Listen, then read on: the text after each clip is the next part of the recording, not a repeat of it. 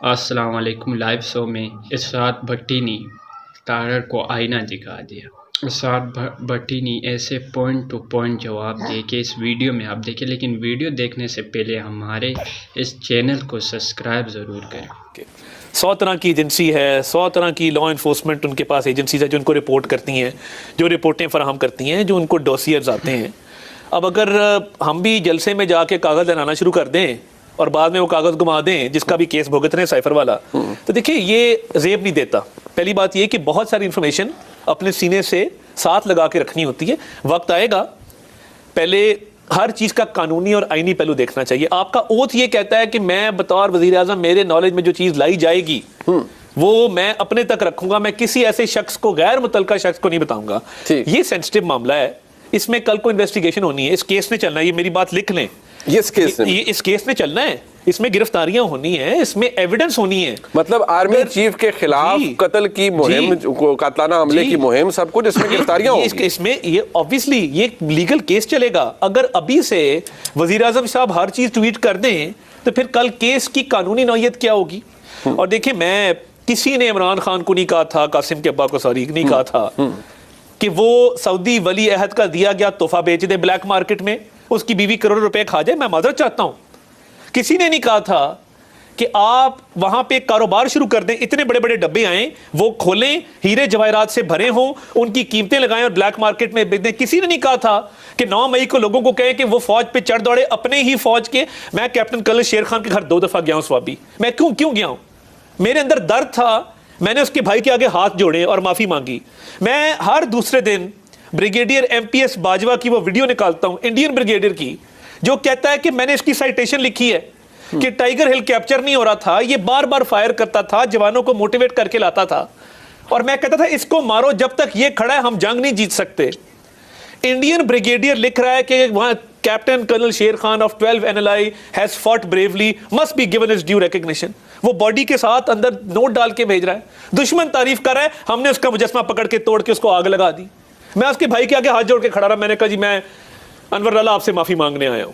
मतलब आप देखें तो सही ना कि लोगों ने क्या कुर्बानियां दी हैं, लोगों ने जानों के नजराने पेश किए। वो कहते हैं तहरीक इंसाफ के चेयरमैन के लिए, मैं तो उस दिन कैद में था, मैंने तो नहीं लोगों को कहा। ये ना प्रॉब्लम क्या है, हमारा क्या इख्तिलाफ था? हमने आज तक नाम नहीं बिगाड़ा, हमने आज तक गालियां नहीं दी, हमने आज तक इस तरह की ट्वीटें तस्वर नहीं है। हम क्या कहते थे? हम कहते थे कि आपकी तरफदारी है, आप एक पॉलिटिकल, आप न्यूट्रल हो जाए। इदारे ने माना ना, फिर या तो बाजवा साहब ना कहते आके कि हम न्यूट्रल हो गए आज के बाद। उनकी पार्टी में जो तकरीर थी उसके अंदर उन्होंने आके खुद कहा कि हम न्यूट्रल हो गए। पॉइंट ये नहीं है, पॉइंट ये है कि अगर आप इन दोनों चीजों को अलग कर रहे हैं ना, कि ये एक अलग ट्वीट है, इसका कोई ताल्लुक नहीं है। इमरान खान साहब जो मुहिम पिछले 1 साल से चला रहे, मसला कहां से शुरू हुआ? मसला वहां से शुरू हुआ कि जब कहा गया कि आपकी जो ऑनरेबल बेगम साहिबा हैं वो ये कारोबार करती हैं, और ये फरा गोगी साहब हैं, ये वो कारोबार करती हैं। वो दिन और आज का दिन वो एक कल्ट है। आपको ये बात समझना होगी कि बाकायदा फाल निकाले जाते हैं, शाम को दाम का सर्कल होता है, सर्कल में बैठते हैं, कौन सा केस कहां जाना है, क्या करना है। ये बड़ी, अभी भी मैं आपको क्या बताऊं, मैं देखिए मैं फट पड़ा हूं। क्यों?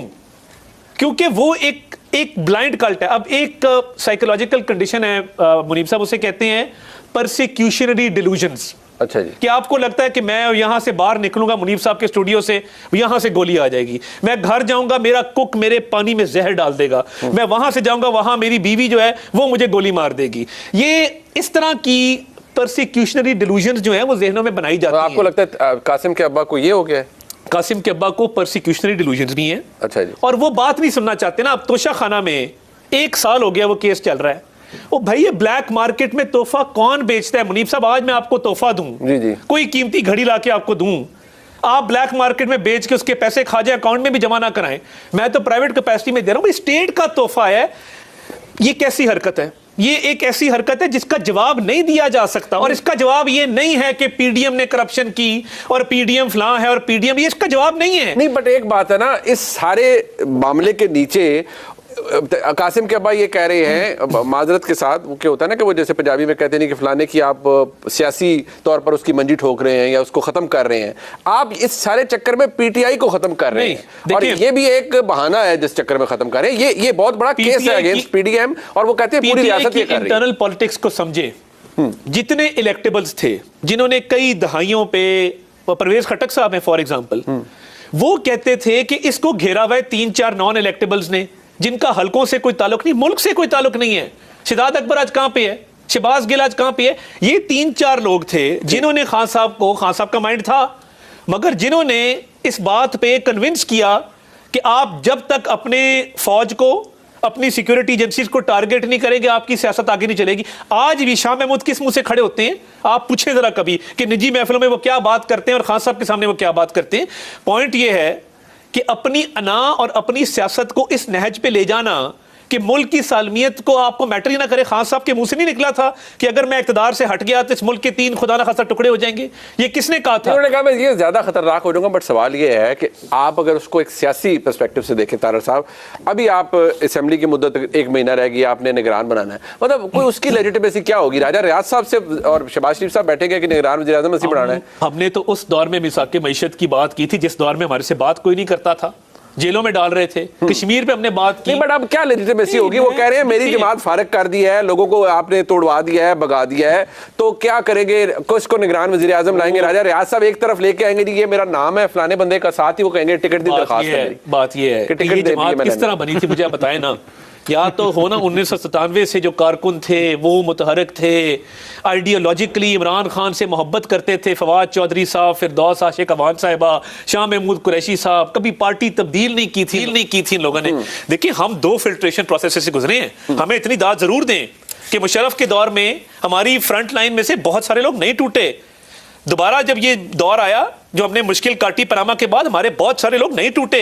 आज हमारी जमात इंटैक्ट अल्हम्दुलिल्लाह कट्ठी खड़ी है। प्रॉब्लम क्या है? वो कह रहे हैं कि ये जो इस दफा मतलब अब मैं क्या कहूं जो फेरा गया है सब कुछ, वो इसकी इंटेंसिटी बड़ी ज्यादा है। कोई फेरा नहीं जाता। अच्छा, ये जमात बनाई थी 3-4 लोगों ने मिलके, और ये जिस दौर में बनाई गई थी आपको भी पता है कि इधर उधर से लोगों की आर्म ट्विस्टिंग करके, किसी को थप्पड़ मार के, किसी का कान मरोड़ के उनको हांका गया था। चलो तरीके साहब ज्वाइन करो शाम से पहले। 2018 में हम सिंगल लार्जेस्ट पार्टी थे पंजाब में, इसलिए ये क्लेम ना रखें कि ये मैं घर से लेके आया था बंदे और ये मेरे घर ही वापस। चले ठीक है, बट ये आपने अपना डिफेंस तो दे दिया और सबूत की बात, खैर वो बात आज़म के पास मुतादिद इंफॉर्मेशन होगी। मैं जरा भट्टी साहब के पास और अतर काजी साहब के पास आता हूँ। एक मुख्तसर सा ब्रेक जी। निगरान हुकूमत बननी है, पर कैसे बनेगी? मैंने तो कहा ना, राजा रियाज साहब एक तरफ कहेंगे कि ये मेरे नाम हैं जो मैं दे रहा हूँ प्रपोज करी, इनको निगरान आया लीडर ऑफ द ऑपोजिशन, साथ ही दूसरी जेब से वो अपनी दरखास्त निकालेंगे कि PMLN का टिकट मुझे दे दे।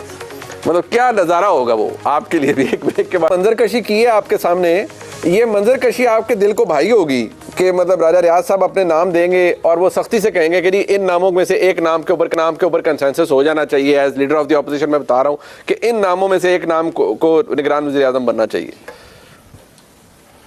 भाईजान, काश मैं आज आपके और अता भाई के साथ बैठा होता और थोड़ी सी रूहानियत मुझ में भी आ जाती। दोनों ही दिलों के भेद और दूर की कौड़ी लाते हैं। दोनों को पता है कहाँ मंतर छू मंतर हो रहा है, कहाँ दम दरूद हो रहे हैं आज भी। और आपने भी मेरे दिल में सही पूछा कि मैं उस वक्त बड़ा इंजॉय। जी ज़मान पार्क में नहीं, ये तो ज़मान पार्क का कह रहे थे मुझे।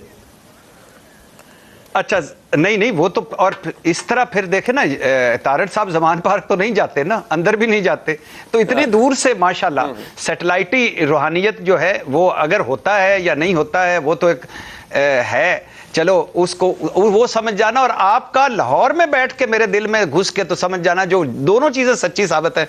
तो काश मैं इन 2 असरे हाजिर के अजीम पीरों के साथ चंद लम्हे गुजार सकता।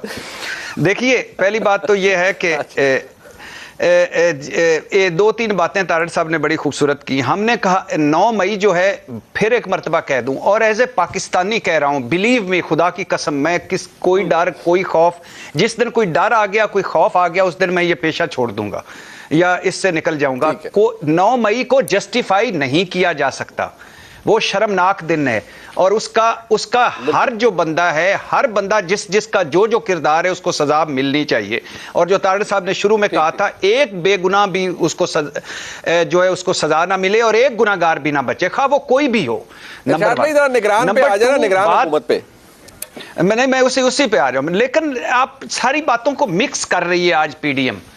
अब वजीर आजम, बड़ा हसास मामला है, तारड़ साहब ने कहा, तो हसास मामले में वजीर आजम ने को क्या ट्वीट करके कोई उनको क्या ज़हनी तसल्ली मिली थी, तस्कीन मिली थी? अगर इतना ही सेंसिटिव मामला था तो चंद लम्हे, चंद घंटे, चंद दिन रुक जाते। ट्वीट तो उन्होंने फरमा दिया ना, और अब सबूत मांगे जब, तो कहते हैं ये बड़ा सेंसिटिव मामला है, इस पे इस तरह ना करें। भाई क्यों ना करें? मुझे कैसे पता चला? वजीर आजम पाकिस्तान से पता चला, वजीर आजम पाकिस्तान को कैसे पता चला वो बताएं और हम हमारे सामने रखें, पहली बात। दूसरी बात यह है कि आप सही कह रहे हैं कि इमरान खान साहब से एक एक तोहफे का हिसाब लें। इमरान खान साहब का अपना मयार पहले दिन से मैं कह रहा हूं कि यह था कि हुक्मरानों के को तोहफे लेने नहीं चाहिए, तोहफे छुपाने नहीं चाहिए, और फिर उन्होंने बेच दिए। ये सारे इखलाकियात और उनके अपने मयार और कानून तो छोड़े ना, ये उससे नीचे की बात है। लेकिन भाईजान मुझे आप अपना क्यों नहीं भूल जाते? तारड़ साहब लाहौर में होते हैं और काबीना को इस्लामाबाद में जूम पर तोशा खाना के ये स्पेशलिस्ट हैं। ये जो 20 साल रिकॉर्ड से हुआ है 446 सफ़ात का, इसमें 1200 घड़ियां हैं, 4000 तोहफे हैं। ये सारे कासिम के अब्बा ले गए थे। कुछ जो 11 घड़ियां नवाज शरीफ साहब भी ले गए थे, गाड़ियां भी वो ले गए थे। शाहिद खान नवासी साहब 13 घड़ियां ले गए थे, जरदारी साहब 10 घड़ियां ले गए थे। तो बात यह है कि उनका भी हिसाब करें। ये उनका कहां से आ गया कोई 5% रूल्स रिलैक्स गड्डियां वड्डियां? अब आ जाएं इस पर। ये जो आखिरी आपका पास टाइम नहीं, मैं इसलिए मुख्तसर करता जा रहा हूं। राजा रियाज साहब दूसरी जेब से नहीं निकालेंगे कि मुझे टिकट दे दें, वो उसी जेब से ही निकालेंगे कागज, बल्कि वो भी छोड़ दें। वो ऊपर लिखा होगा ये निगरान वजीर आजम बाहुकम शहबाज शरीफ साहब, जैसा आपने फरमाया थल्ले मेरी टिकट तक ही बने, उसी कागज पे नीचे लिखा हो। आप अंदाजा करें, हमें रोज भाषण देते हैं, नहीं एक दो जुमले, ये रोज भाषण देते हैं इन्होंने जमहूरियत के, सिविलियन बालादस्ती के, वोट की इज्जत के।